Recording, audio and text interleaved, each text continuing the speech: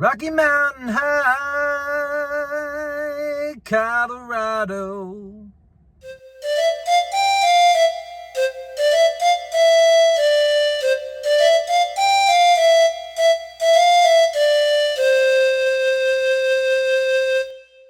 Hey guys, so I watched 2000's Final Destination. I watched it last night. I didn't get around to doing the review, so now I'm in the car, getting ready to go into work, and I'm going to give you my thoughts on it before I head in for the day. What's it about? Well, Final Destination is about a group of high school students that are going on a trip to Paris, and they get on the plane, and a guy, Alex, has a premonition where the plane explodes and everybody dies, and he wakes up and certain things are the same as they were in the dream, and he's like, I'm getting off the plane, everybody get off the plane's gonna blow up. And so several people get off the plane with him, 6-7 people get off the plane with him, and sure enough, the plane takes off and it explodes minutes later after takeoff. And he's investigated by the FBI. They want to know what's going on. And throughout the rest of the film, people start getting picked off because the whole idea of the film is these people have cheated death. They were supposed to die on the plane, and now death is going to get them one way or another, whether it's slipping on something, cutting yourself by accident, a bus hits you, something like that. Death will find a way to course correct you cheating death. Okay, so that's basically what the first film is about. There's like 5 or 6 of these films now, I think. I've seen 1 and 2. I've never seen anything after that.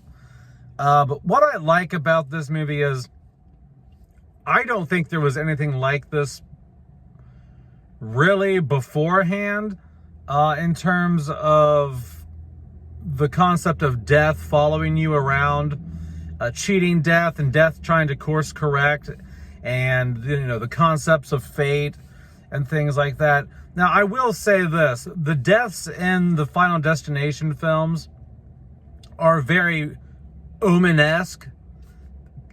People die in similar ways in the Omen films that they die in the Final Destination films. So, the deaths themselves are not the most original idea, but the fact that death itself as a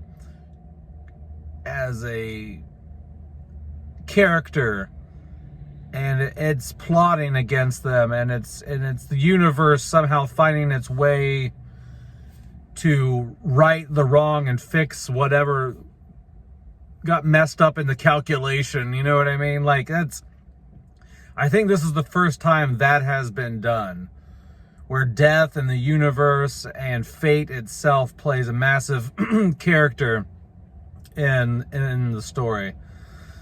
I think the acting in here, for the most part, is good.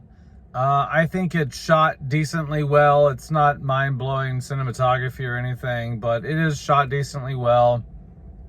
The deaths in here are they are neat. Like the first kill where he's shaving in the bathroom and he slips on like the toilet, the leakage from the toilet, falls into the tub, it strangles him. That's a pretty gnarly kill. The kill with the teacher, where she slips and the knife falls out. First the computer explodes. She gets the shard in her throat, and then she's bleeding to death. She grabs for a cloth or something, and the cloth is on the knife, on the butcher block, and then the knives fall out of the butcher block and land in her. That's a pretty cool one.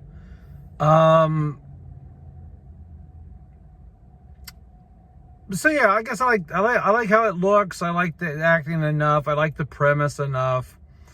What I don't like about the movie is it does feel very dated. Its dialogue is kind of dated. There are some things in here you just can't really get away with anymore. The The fashion is very early 2000s. And I understand you're not going to escape the time period completely that you're filming in, but some films do a very good job at not giving away the times. And that's one thing that's a problem I have a lot of the time with films that try to be hip and capture the moment that they were made in, the time they're made in, because you really date yourself. The more hip and trendy and on point and, you know, that you try to be, you're going to date the film. It is better to just be as timeless and classic in everything you do as possible. You know, you don't want to be on the cutting edge of fashion in your films or dialogue in your films. And this film just feels very, very early 2000s. Some of it just takes you out of the film because it's dated enough.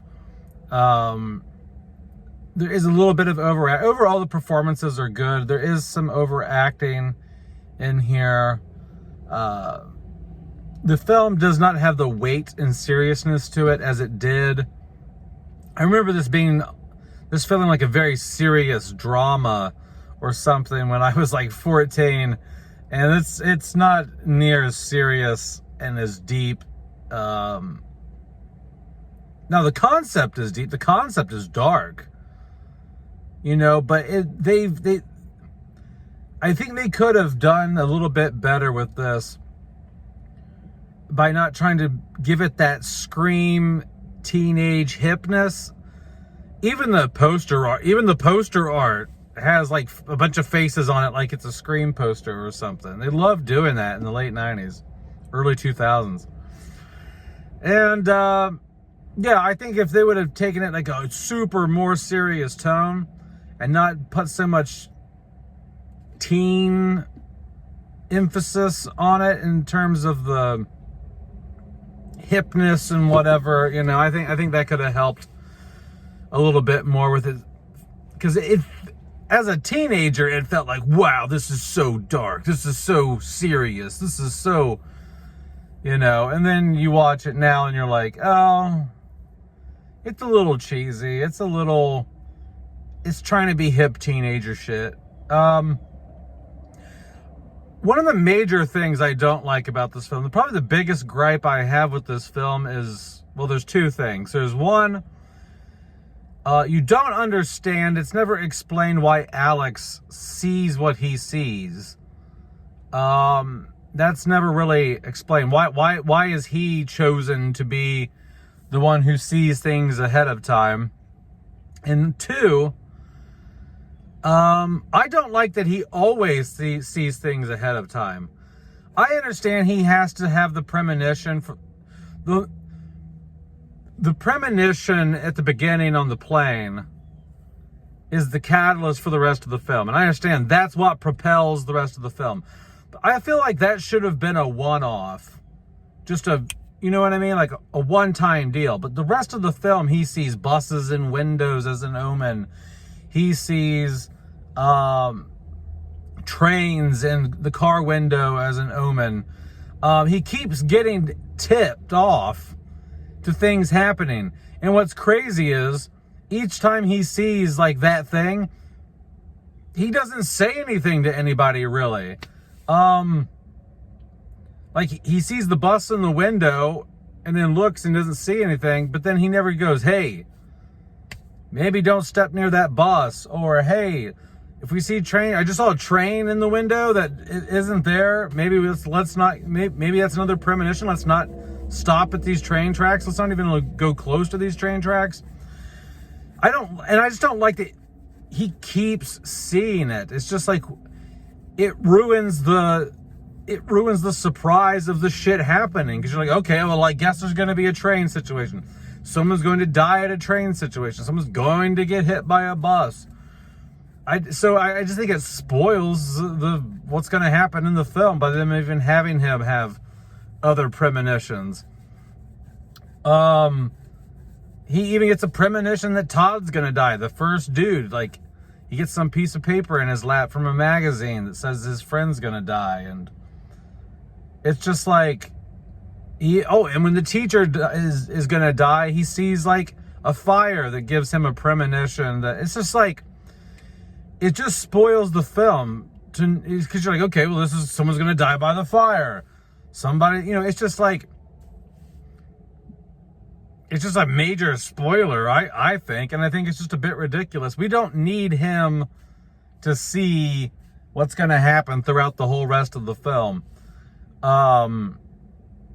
Yeah, so all in all, I think it's a decent little flick. This is the first time I've seen it in probably 15 years. I first saw it when it came out in 2000. This is probably like the second time I've seen the film, second or third. It's an okay film. It's okay. Its positives land at like a 7 out of 10 for me. So it's like a solid C, but this isn't a movie. I think that when you go back I think that on rewatch, because this was like a mind-blowing movie when I was like 14, you know what I mean? Maybe I just had shitty taste to think that this was some next level masterpiece. But I think that the memory of this film is way better than what it is upon rewatch. Okay, I think if you haven't seen this in a long time and your memory of it is, wow, amazing, I probably wouldn't watch it again. It might kick it down a few. I mean, in high school this was like a 10 out of 10. You know what I mean? 10 out of 10. It went from an A+ to a C now. But yeah, that's it, guys. Like I said, I might watch the second one and review that. I don't know. There's like several of these on Tubi, so I might get around to that. I don't have any intentions of watching the new one or anything like that. Maybe I'll rent that. I don't know. I've only seen the first two. I didn't care after that. But anyway, let me know in the comments below what you think about Final Destination. Have a good one, peasants. Peace out. Bye-bye.